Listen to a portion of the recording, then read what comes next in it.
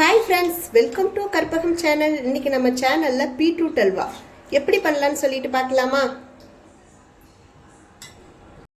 Stove on பண்ணி கடாய் வச்சுருக்கேங்க. கடாய் காஞ்சிருச்சுங்க. இப்போ நம்ம இதில் நெய் விட்டுக்கலாங்க. சின்ன ஸ்பூனில் 1 ஸ்பூனுங்க. உங்கள் தேவைக்கேற்ப நெய் விட்டுக்குங்க. நெய் காஞ்சிருச்சுங்க. இப்போ நெய் காஞ்சதுக்கப்புறம் இதில் பாதாம் முந்திரிங்க. பாதாம் கட் பண்ணி போடுங்க, முழுசாக போட்டுறாதீங்க. இப்போ இது லைட்டாக கலர் சேஞ்ச் ஆகிற வரைக்கும் வறுத்துக்குங்க. இது கலர் சேஞ்ச் ஆகி வந்ததுக்கப்புறம் நம்ம இப்போ இதில் திராட்சை போட்டுக்கலாங்க. ஒரு 10 திராட்சைங்க. நட்ஸ் அதிகமாக போட்டால் அல்வா நல்லா இருக்குங்க. உங்கள் தேவைக்கேற்ப போட்டுக்குங்க. இது நல்லா கலர் சேஞ்ச் ஆகிற வரைக்கும் வறுத்துக்கலாம். கலர் சேஞ்ச் ஆயிடுச்சு. நம்ம இதை எடுத்துக்கலாங்க.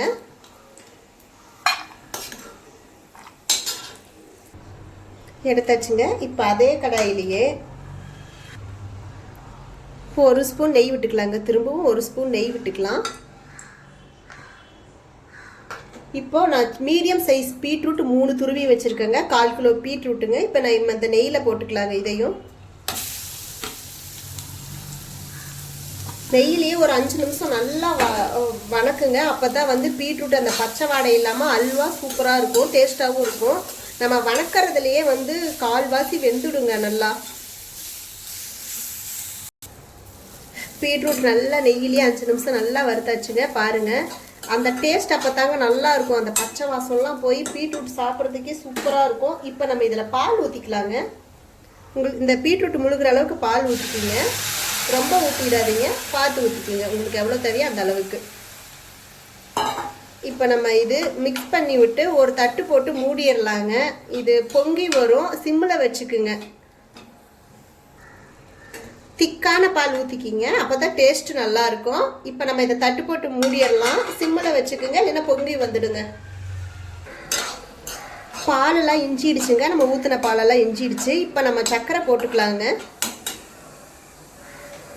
நான் இந்த கப்பில் 1 கப் சர்க்கரைங்க. உங்கள் இனிப்புக்கு தேவையான அளவுக்கு போட்டுக்குங்க. ஏன்னா நாங்கள் இனிப்பு அதிகமாக சாப்பிடுவோம், அதனால் நான் 1 கப் போடுறேன்.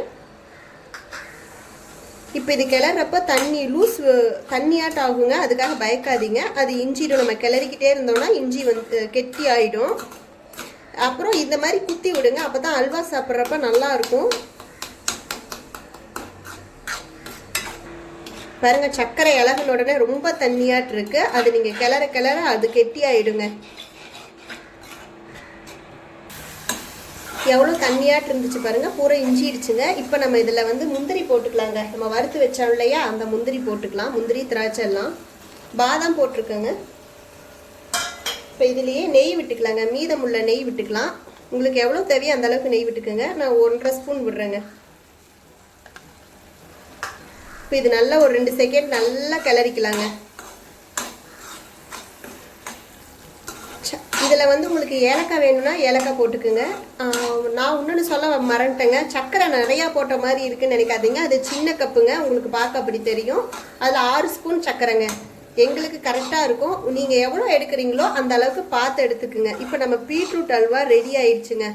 இந்த செம்ம டேஸ்ட்டாக இருக்குங்க. இதே மாதிரியே ஒருக்கா செஞ்சு பாருங்கள். இந்த வீடியோ பிடிச்சிருந்தா லைக் பண்ணுங்கள், ஷேர் பண்ணுங்கள், சப்ஸ்கிரைப் பண்ணுங்கள். இன்னொரு இன்ட்ரெஸ்டிங்கான வீடியோவில் பார்க்கலாம். Okay, thank you.